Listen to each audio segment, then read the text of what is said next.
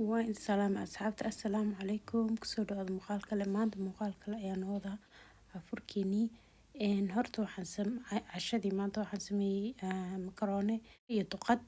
waxaan kaloo sameynayaa insha Allah cabitaan aad iyo aad u fudud cabitaanka wuxuu ka kooban yahay khudaartana u jeedin waxaan ku shiidi doonaa orange juice cabitaankani waa cabitaan aad u qabow oo maasha Allah u fiican rabadaanta teeda kalena hada cabitaankan joogto u cabtid wuxuu kaaga dhigayaa jirka bismillaahir rahmaanir rahiim iyo energy-gaaga high buu noqonayaa jirkaaga skin-kaaga qurux buu noqonayaa saladkana waxa weeyaan saladka oo Romanian salad la yiraahdo oo dhaadheer saladkaasna aad iyo aad buu fiican yahay aad iyo aad u fiican yahay maasha Allah afurkii intaas noogu soo dhamaaday kadib weelka ayaan iska dhaqdhaqaya walaalayaal waa mahadsantihiin salaamu calaykum haddaa ku cusubtaa channelka